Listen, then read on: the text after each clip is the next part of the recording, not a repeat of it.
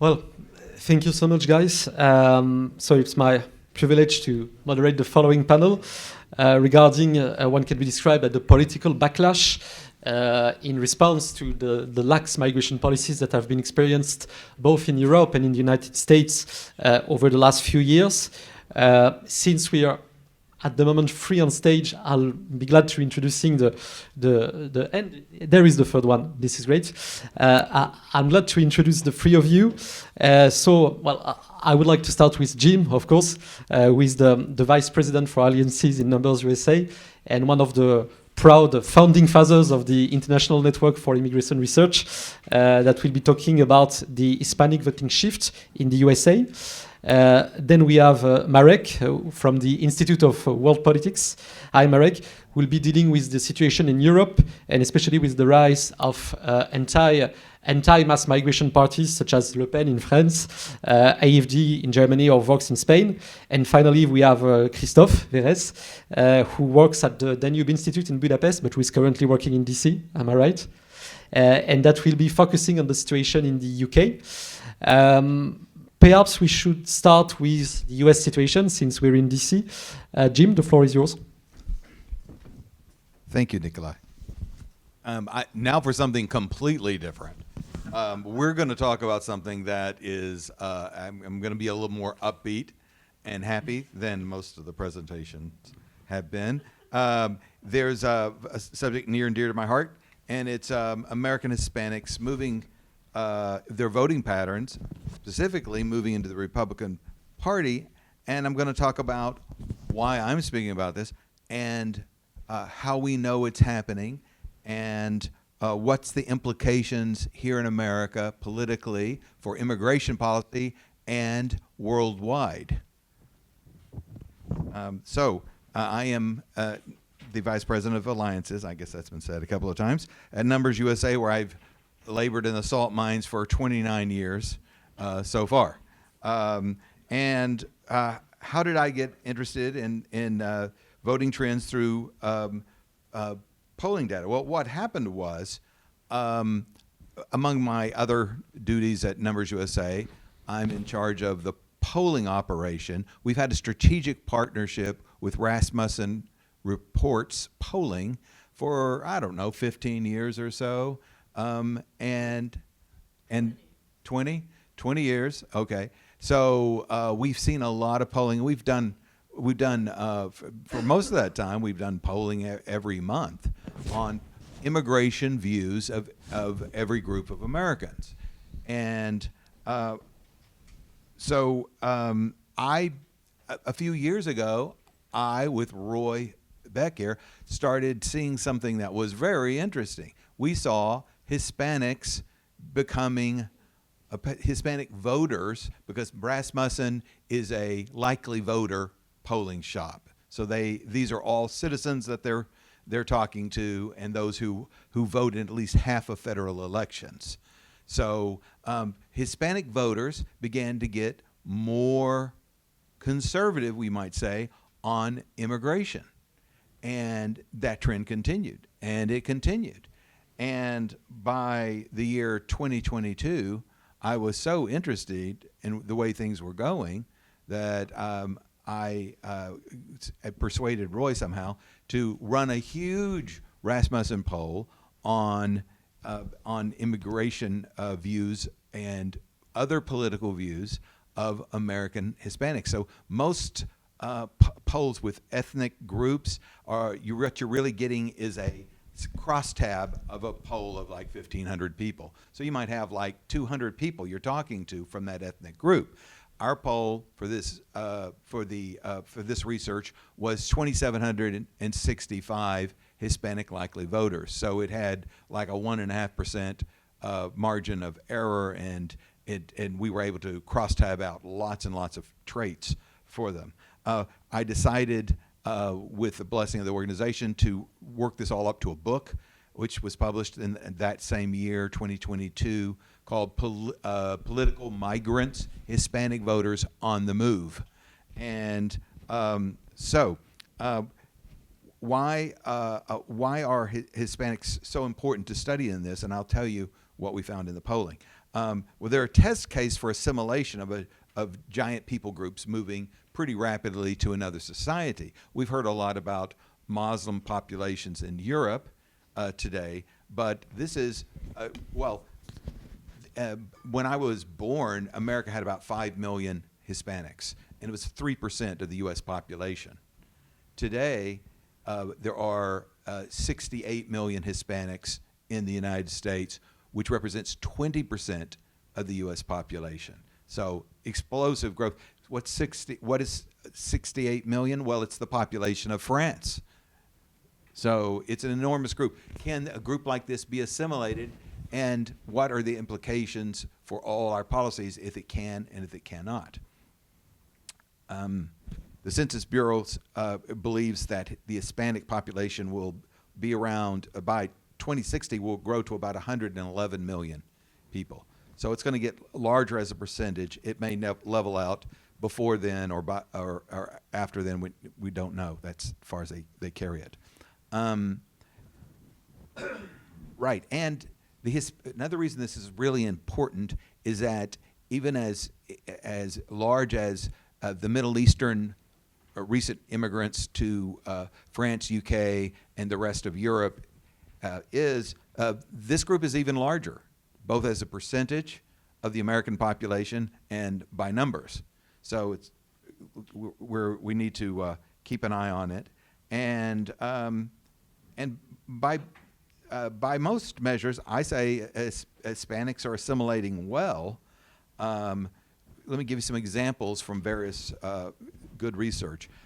2/3 of Hispanic voters in our elections were now actually born in this country. So this is already a multi-generational thing, although most Hispanics in the United States, they or their forebears immigrated here after 1970. So it's been a rapid thing, but it's becoming more an American population. In the third generation in America, so that's if your grandpa or grandmother was the immigrant, only a quarter of Hispanics can carry on a competent conversation in the Spanish language. So this is almost unbelievable, but it's true. And the fourth generation here, only half of U.S. Hispanics even continue to refer to themselves as Hispanic, even when asked. So that's a real good measure of assimilation, I think. And some other measures of assimilation. Already the percentage of U.S. college students who are Hispanic is 20%, which is the same as their percentage of the entire population. So many came poor, most came poor, but have been climbing the rung of our society. But part of assimilation is political assimilation. Do newcomers begin to vote like Americans? Do they get to vote at all? Do they vote like the Americans do? Or do they tend to vote in block for one party or the other? What are the implications? I think, right. And one other thing is, this is another reason that watching this is very important, is that the Hispanic assimilation and voting trends matter is the impact of their voting on current and future U.S. Policy. If they were to block vote for one party, their numbers are so great that future U.S. immigration policy would be pretty much whatever they wanted it to be, together with the people who already belong to that party. Okay, so how and why are U.S. Hispanic voters moving toward the Republican Party? Well, in the presidential election of 2012, only 27% of U.S. Hispanics voted for the Republican Mitt Romney for president. Romney was known for being committed to a strong border and enforcement of laws to keep illegal aliens out of jobs. And Republicans, and so this discouraging result, 27% voting for this program, led Republicans to have one of two attitudes in general. The first group was that dominated by the GOP political apparatus and elites, and they said that Hispanics would never vote for Republicans as long as the Republican Party took a hard line against illegal immigration and sort of restricted in other ways on immigration. A famous or infamous election post-mortem for the 2012 election was produced by the Republican National Committee, and it said that political reality dictated that Republicans needed to become more in favor of big immigration and laxer border to ever attract Hispanics. Most of us in this room remember that really well. A second large group agreed that Hispanics would likely be hostile long-term to the Republican Party because of immigration policies, but that this, quote, truth, unquote, was only further evidence that Republicans needed to slow down legal immigration and vigorously enforce laws against illegal immigration. Part of my, okay, I've said that. Let's see. The first thing that we saw in the polling was that Hispanics it was obvious by polling questions as 10 years ago, 12 years ago, that Hispanics were becoming very hostile to illegal immigration. Now, I can go on to this for a long, long time, and we don't have time, of why people would think this, thought that was not possible. Oh, my father was an illegal immigrant. I must be for illegal immigration. But it doesn't work that way. So many people who are now voting Republican in the Hispanic group had illegal immigrant ancestors, but what's it doing for them today? Well, by last presidential election, last November, they thought it wasn't doing very much for them. There was, in fact, quite the opposite. So just because your grandfather had this view doesn't mean you have that view. Let's see. Now, here's some questions and answers to the specific questions in our poll that are about immigration. To Hispanics, the large-scale poll that was done in 2022. Should the government require that every U.S. employer use the E-Verify system to keep illegal workers out of the U.S. jobs, right? So you all know, I think, that E-Verify is an electronic system the government has on a voluntary basis with most businesses that they can go in and find out if that Social Security number that is presented to them as proof of legality, of being eligible to work in the U.S., is it authentic or not? Does it belong to that person or doesn't it? That's what E-Verify does. So what did Hispanics think? Voters said, yes, make it mandatory for every U.S. employer by 3-to-1 margin. So that's majorities of Republican Hispanics, Democratic Hispanics, and Independent Hispanics. Second, should legal immigration numbers be cut or raised or kept the same? 58% of Hispanic voters wanted legal immigration to be cut, and only 15% wanted numbers to be raised. Overwhelmingly, cut immigration. Believe it or not, strong majorities of Hispanic Republicans, Independents, and Democrats all told Rasmussen that they want to scale back family-based visas, which we call chain migration, by limiting it to spouses of legal permanent residents and their minor children. So the end of brothers-in-laws and all of this extended family chain migration, overwhelming in the Hispanic community. And we asked who they voted for president 2 years before, when it was the election of 2020, and 37% said they had voted for Trump, and 2% said they voted for Biden. This is about the same as exit polls found. So, okay, we're squared with that. But when we asked who would they vote for if Trump ran against Biden again in 2024, Trump's numbers went way up and Biden's went way down, almost matching. But there was maybe a 15-point undecided. So I think 40% said they'd vote for Trump next time, and 41% said they'd vote for Biden next time. Now, after the election, lots of people did exit polls and studies. I think the best one was the Pew Research study. It's validated voter survey, which they do a huge exit poll, and then they look up every single person to make sure they actually voted. It's a telephone poll of 100,000 citizens, I think, after the election, and then they looked them all up to make sure they were voters. And it showed that in the 2024 election, 48% of Hispanics nationwide voted for Trump and only 51% for Harris. So they were already, 2 years before, they were already leaning that direction. And in fact, it transpired.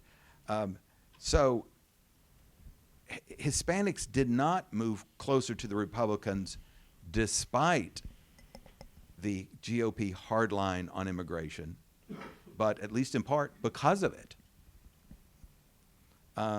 So there were a lot of other factors. The biggest other factor for Hispanics to move toward the right was the inflation that Biden's administration had brought about by overspending, but other things. The transgender ideology was a big turnoff for Hispanics, and and also the Democrats Party has been more and more made up of elites, and it kind of sounds elitist, and that is not who Hispanics are or want to be. So all those things together cause the result. Thanks. Thank you very much, Jim.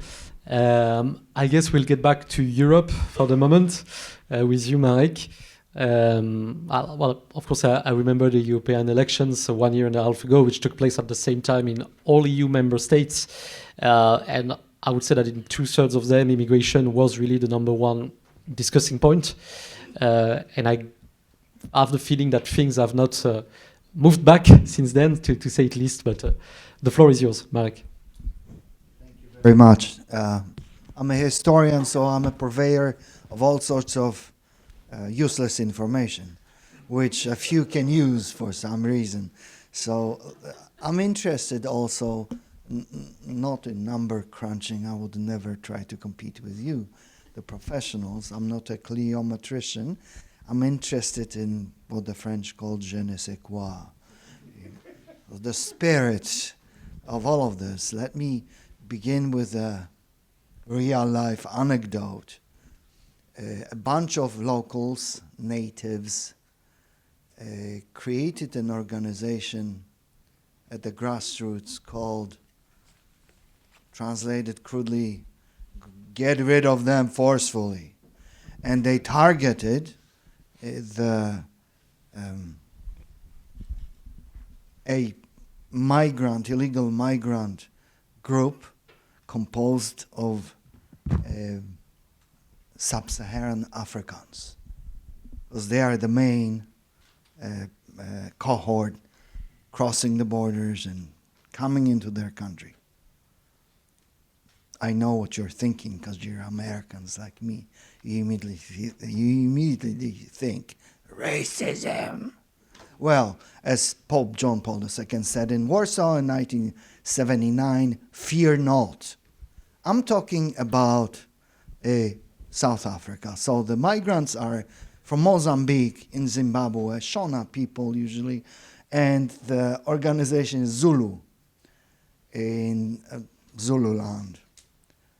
What's the beef? The migrants have been using social and community services, in particular health services. So the locals said, they're not paying any taxes. Nobody invited them here. What the heck? And they started picketing. And as a grassroots organization consisting of veterans and other people like this, it wasn't pretty. So now a South African court, staffed mostly by white liberals, ruled that this was horrible and the organization should desist. Okay, so fear not. It's a universal issue. It's not a race issue. It's an issue of the right of the locals to decide what they want to have in their neighborhood, and not some social engineering from a court that tends to be utopian. No offense, Your Honor. Okay, and now back to Europe. What's the je ne sais quoi? Almost everywhere you go in the West, so in France, Scandinavian countries, Italy, everywhere, there is a certain amount of discomfort with the migrant situation. And when I was a kid in Denmark, I have family there, so I've known Denmark for 50 years, over 50 years. We used to take our bikes in the suburbs of Copenhagen. My suburb, or my aunt's suburb, is Herlev. We take the bike, go to the station, or take a bus, go to the station. If we took our bikes, we'd leave them just leaning against the wall, hop on a train. I was 9, 10 years old, and we'd go to Copenhagen. Everything was absolutely safe. We'd be back at 8 o'clock or so from maybe 9 from Copenhagen, pick up the bike and ride home. Now, my cousins tell me, the building would disappear, not just your bike. And the Danes are confused. So my aunt and I, as the neighbors saw it, went to the American church, meaning the Catholic church next to the U.S. Embassy, or close to the U.S. Embassy. It was called the American church. The neighbors were rather indifferent because, you know, the welfare state, Scandinavian progressive disease, all this stuff. Now, after 9/11, for the first time, I went to my cousin's wedding, Daniel's wedding, officiated by a priestess in the Lutheran church. But this was the first time in years that I heard the Danes refer to themselves as Christians. Heck, there was a guy, a pizzeria owner in the neighborhood, who refused to sell pizza to Muslims in solidarity with the United States after 9/11. Weird? You bet. But some things were changing. I heard girls, high schoolers, so Daniel's wife told me when she was 10, her grandfather had to walk her in a very good neighborhood, walk her to school every day and back to school. Why? Because there were migrant kids who'd beat her up if she did not respond positively to her advances. I said, what about the Danish boys? And the answer was, we are taught that all cultures are the same and you just have to countenance anything that goes on. And you should be tolerant. Tolerance means I put up with things I don't like. Oh no, you have to celebrate them. I said, oh my Lord, this is just not right. Her grandfather would walk her until she was 15 and shifted to high school. Then there were girls who complained to me, if you go through a Muslim neighborhood on a bus, you better have a scarf on. In Denmark? Why? Because you get slapped on the face. Again, this is the je ne sais quoi. This is not a proper historical or sociological study. That's just the spirit of Danes who are a bit anal, but they're usually easygoing. In Denmark, in Germany, where I have family in Frankfurt and Munich, I've heard complaints that women can't go on a walk. I'm talking small towns, not Frankfurt and Munich. I heard and I met in Poland on the coast senior citizens who come from Germany and Sweden to promenade in Poland because it's safe. A student of mine whose father is a GI, her mom is a German, told me that her mom, who's my age, I'm 63, her mom can't go on a walk because people grab her behind in a little town. She doesn't feel at home. You can't complain because if you post something on Facebook, the secret police, not the Gestapo, but the liberal one, the Office for the Defense of the Constitution, comes and at least has a talk with you. I was asking about an Antifa sympathizer from the United States who moved and lived on German taxpayers' dole. I was talking to Germany's intelligence services, my student, and I said, well, what can you do? She said, because he's in violation of our residence laws, he's not a German citizen, he will no longer receive the money with the new government, the Merz government. But we really can't do anything. We can't deport a pedophile back to Afghanistan, a rapist. We're helpless. So, lesson learned, the need for America's leadership to show them how it's done. And there is another reason why. A little bit about political orientations. Who opposes immigration? There is a sentiment. Say in Munich, I can't go to the municipal pool and take a dip. Why? Because they grab me. They grab children. I said, what do you mean? And what happens? Nothing. I said, just, aren't they guys to punch people out? No, we don't do this. Switzerland, same story. So I said, in Silesia, in Poland, in Katowice, visitors came and tried to behave like they do routinely in Germany. 300 parents gathered and almost lynched them. The police had to extricate them because there is no inferiority complex. In Poland, nobody will tell you that you are a racist or a colonialist. It's just some things you don't do.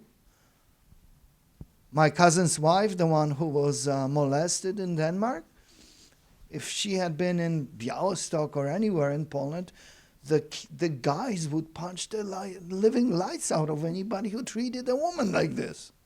And I'm talking 12-year-olds. Because that is how they are taught at home.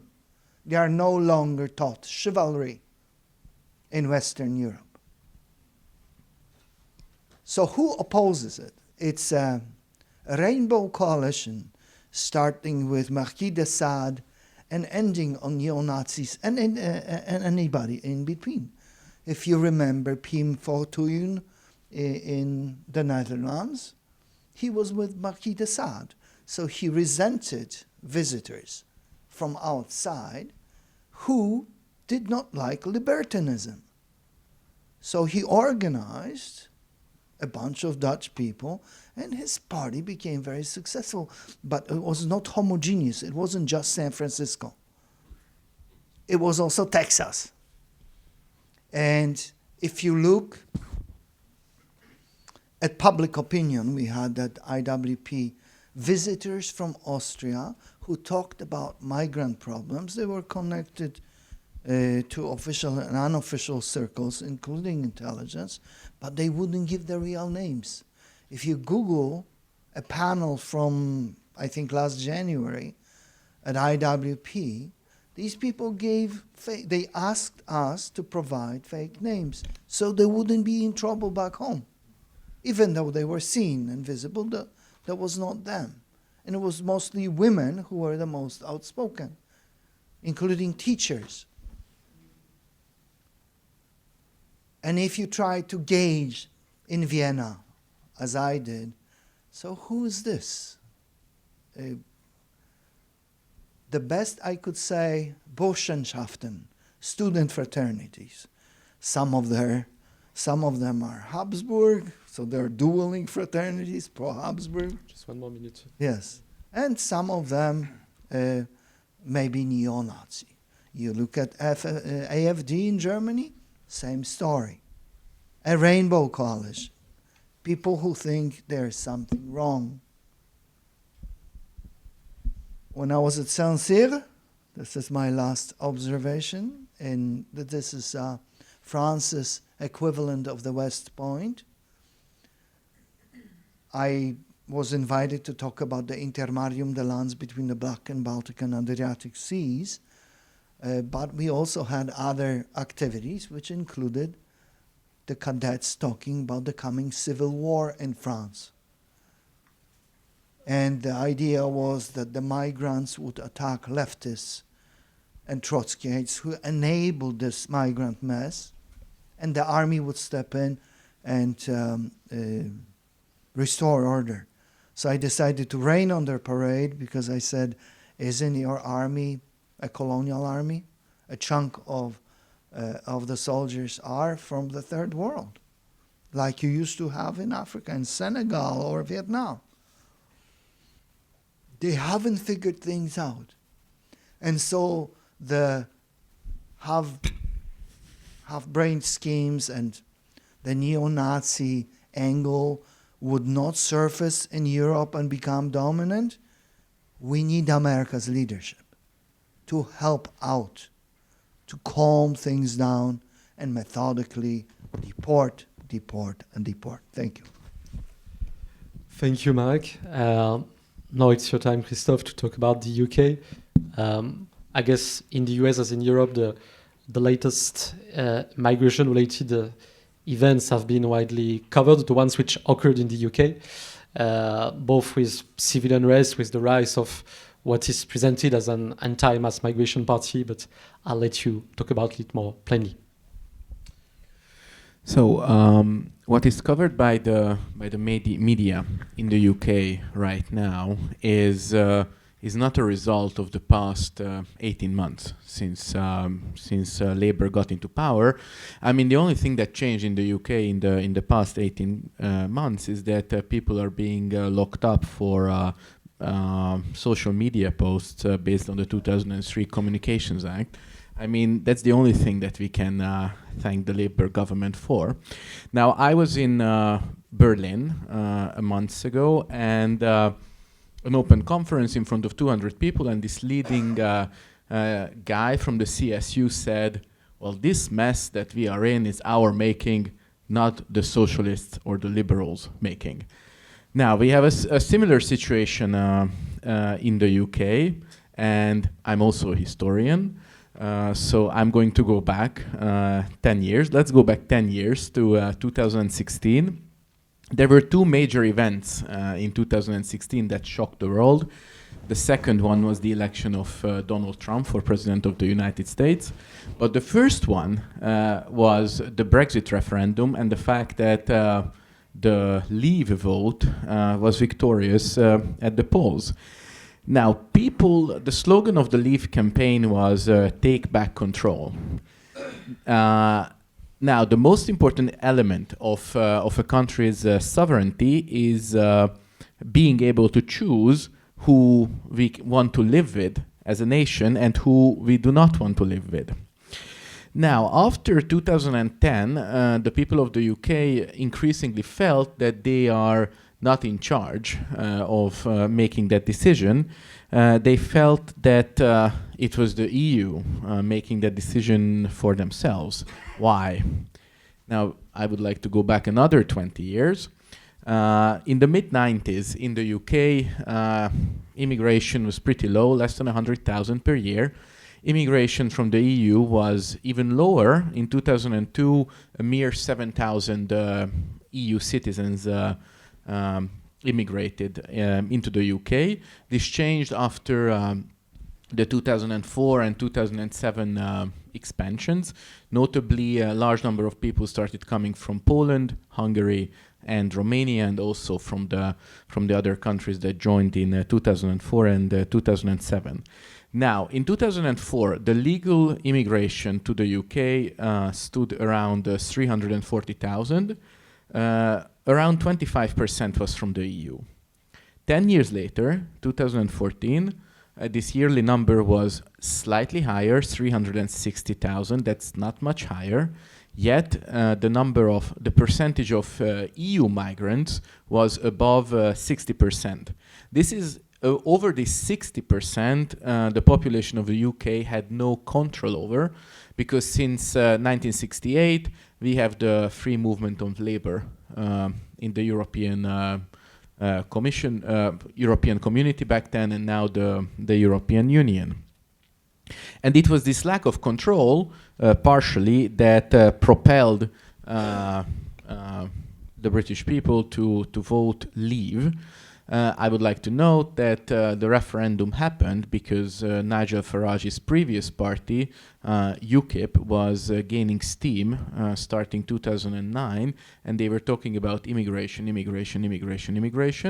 And at the 2015 general election, then Conservative Prime Minister David Cameron promised, vote for me, and then I will put EU membership on the ballot. Well, that referendum didn't go his way. Now, after Brexit, finally the British people were sitting in the driver's seat. Well, they were soon to find out that just because you are actually sitting in the driver's seat, it doesn't mean that you are actually going to press the brakes. Maybe you will just make a mistake and press the accelerator all the way. So they had to, the new Conservative government had to deal with legal as well as illegal immigration. Let's start with illegal. Now, when the UK finally managed to leave the EU at the end of January 2022, they also got out of the so-called Dublin regulation. Now, the Dublin regulation mandates that all asylum seekers, asylum request has to be processed in the first country where they claimed asylum. Now, I think it's obvious for everyone that whoever reaches the British shores or used to reach the British shores in small boats couldn't get so far without applying for asylum in one of the European countries, one other European countries. Now, because the UK left the Dublin regulation, all those small boat arrivals couldn't be sent back. In 2019, only 1,800 people arrived in small boats in the UK. Despite of COVID and border closures, in 2020 this jumped to 8,000, in 2021 to 28,000, and in 2022 to 45,000. Now, the response of the Conservative government was twofold. First, they signed a series of bilateral agreements with France, where they basically started paying them money, more and more money. The last agreement was March 2023 for 600 million US dollars in order to increase surveillance and patrolling of the French coast. Now, the other one was the famous Rwanda plan, which differs from Remain in Mexico. I think Mark mentioned this, in a sense that even if you get asylum, you stay in Rwanda. The plan was announced in April 2022. The first flights were scheduled June 2022. Now, one day before the first flight of deportees was supposed to leave, the European Court of Human Rights intervened and stopped that flight. After that, there was 1.5 years of court battles, and finally, in late 2023, the British Supreme Court said that the Rwanda plan is illegal because Rwanda is not safe. Now, after that, the Conservative government did something very outrageous.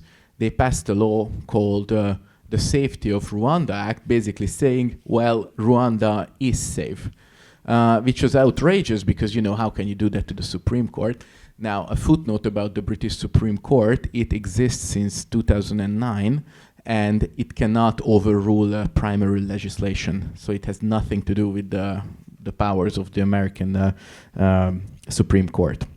But in the end, no one was deported through the Rwanda plan because it was already election season, and Rishi Sunak said that, well, he's only going to start deporting people if he wins the election. Well, he didn't. Legal immigration. Once they left the EU, the conservative government decided to set up a new legal immigration scheme, which was promised to prioritize access to highly skilled workers from all around the world and ending the reliance on cheap labor from the EU. They promised to bring those numbers down, which stood around 200,000 before COVID, back to around 100,000, which was the average around the second half of the 90s. Well, 2 years after the implementation of this system, legal immigration jumped to 900,000, which is already would be a very significant number in the US. Why? Because of widespread fraud and abuse. I will just only say one example because I don't have an unlimited time here. In 2023, 30% of asylum claims came from visa holders who were already in the UK, and 15% of all asylum claims came from people on student visas. So they would just come to the UK as students and then claim asylum. While the conservatives try to fix it, they introduced restrictions in 2024 before the election. For example, nurses working in social care were not entitled for automatic and immediate family reunification, which I don't know, it's weird that they had that right to begin with. But they obviously lost the election. So when we look at what's happening now in the UK, when we look at the polls, how the Labour is down and the Conservatives are down too, and Nigel Farage's party is up, well, let's just look at the past 15 years. Today, immigration is the highest concern in the UK. A year ago, during the election cycle, it was not. It was trailing behind healthcare, the economy, inflation, living costs, and housing. Now it's the top concern for all people of every political affiliation. Now, both major parties had a chance to deal with this problem for the past 15 years, and both of them failed. So after that, I'm not that surprised that an anti-establishment party is surging in the polls. Thank you. Thank you very much, Christophe. Maybe just to quickly make the French case as regards the Channel migrant crisis. It's true that the UK is now covering only a part of the costs which are inferred by the fact that so many migrants are gathering on the French shores of the Channel to try to cross the UK. Like the British contribution covers about half of all the costs which are triggered by the situation, whose root causes are both upstream and downstream of the Channel. Upstream, there is the current lax state of EU borders, for sure, with the principle of non-refoulement, Mark so graciously pronunciated this morning. And downstream, there's, of course, the specific attractiveness of the UK for irregular migration, because it's so easy to live and work in the UK as an illegal migrant, even as compared to France, because also the UK is now a multicultural country with diasporas which work as some sort of welcoming hubs for people of the same countries of origin. So, of course, there's no easy answer to it. Perhaps to start with questions, one for Jim.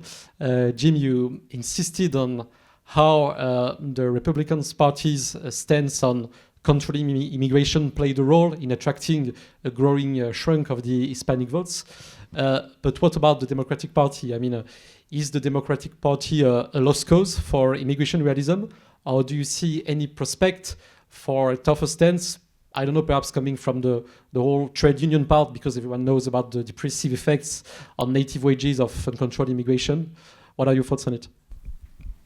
Well, the Democratic Party is an interesting case because as their voters are more and more university-educated people, higher income, congregated into the elite cities of the coasts, what happens to ordinary American workers is not their chief concern. So from that point of view, Hispanics are still there's room for more movement to the Republicans from Hispanics. Now, I think it's possible that the Democratic Party will improve, but only if something like a stupendous presidential election loss in 2000 and what's the next one, 28, is if they lose again, then they're going to look at it more carefully. But I think right now, Democratic office holders in purple states are beginning to shift a bit, and we're seeing this. One complication of all of this is the success of President Trump in controlling the border. It's been such a success that, to the extent that the chaos at the border propelled many groups of people and many individual voters to vote for Trump and Republicans for the first time ever, now it's all out of sight, out of mind, right? So we can tell people, oh, if they go back to a Democrat who's not enthusiastic about enforcing the border, then it'll be terrible in the future. But people tend to see what's right in front of them. So I actually expect there's going to be some spring back and a little shift back toward the Democrats amongst Hispanics, whether or not the Democrats make a move. But it depends on what happens to the whole rest of the electorate in 2028. I think that'll determine how much change Democrats are willing to entertain on strengthening their views on immigration enforcement, etc. Christophe, perhaps getting back to the UK, I'd like to ask perhaps quite a naive question about what can only be described as the deceitful attitude of the Conservative Party as regards immigration. I mean, correct me if I'm wrong, but the Conservative Party in the UK has won 4 successive general elections on the platform of significantly reducing immigration. The Brexiter part of the party, Boris Johnson, he won the Brexit referendum on the promise of getting migration numbers down. And yet the situation is what you just described. I mean, if I remember well, over the last 3 years, the UK has received a net migration of more than 2 million people. So, of course, it's huge for a country the size of the UK. What were the deepest motives behind this, what could be described as a treason by some of the Conservative Party's voters? Is it a matter of arbitration between their electoral base and some of their big business interests who see some level of economic self-interest into mass immigration, or are there any other reasons at stake? Well, I think, let me pop a little bit to the other side of the Atlantic. I think when President Johnson signed the Immigration and Nationality Act into law in, I think it was 65, then he said that this is not a revolutionary bill. This is not going to change the lives of millions, and the days of unlimited immigration is over. And then yet immigration exploded, legal immigration in the US after that bill. I do think that the elites just ignoring this problem is just one side of the coin. The other one is just sheer incompetence. I do think that when they designed, first of all, when it comes to illegal immigration, the boats, it was a mistake focusing on only that, and they weren't bold enough there. And when it comes to legal immigration, they just designed a system that didn't work in a way that they intended it to work. And then they started corrective measures pretty soon, but not soon enough. Okay, yeah, I guess the incompetence factor is the ones we should think more of, because it might be one of the explanatory factors. I don't see a conspiracy everywhere. No. But I'm naive. Yeah. I mean, but of course, there are all sorts of conspiracy theories, but sometimes there are also diverging interests within a same party, within between the base and the elites, or the economic interests and the new working class voters of the party, for example. I guess this has been the case in the Conservative Party as well. Back to the UK once again. Back to the US, sorry, once again, Jim. We talked about Democrats a bit earlier on. We understood that the Republican Party has been able to win over a large part of the Hispanic voters, at least during last year's presidential election. What's the way forward now for retaining them? Is it just continuing the same of what the GOP is actually doing, or can it do even more? Right. Nobody can be taken for granted, especially a group that's relatively new to the United States. Like many people who are just discovering political life here, getting people to vote is the first thing. But getting them to really embrace a party as their party is difficult, and it takes a while. So it's all in flux. That's why I was saying before, for Republicans, the fact that Trump has done such a good job on the border may hurt them in the next presidential election because it will no longer be a big issue. So don't know how you compensate for that problem. I'd say the president had better get inflation down further if he wants the Hispanic vote, because that's going to be the big issue. Pocketbook issues. These are workers. They have workers' interests, and it's not going to be on abstractions. The reason they opposed increased immigration, even immigration at the current level, the legal immigration, much less illegal immigration, was the pressure they felt in their communities from all these new arrivals. So it's like, hey, this isn't working for me. So how to replicate that when the immediate situation has been handled, we might say, I don't have an immediate answer for that, except that I think if Republicans want to continue to do well nationally, they need to double down on issues that appeal to working Americans. So it's the greatest vulnerability Democrats have nationally as a party is that they've let their traditional brand of defending and supporting and the working class Americans, that is shriveled and is almost a memory now. So Republicans can lean into their newfound worker orientation, and that's where their ultimate best success is going to be, I think. One more thing to show how relevant this is to power in the United States in general. I've been talking more in terms of immigration policy, but with the country, in the last election, with the Hispanic vote nationally almost split between Democrats and Republicans, you have to look one level deeper before you really get the point of that, because the people vote more like people they live next to.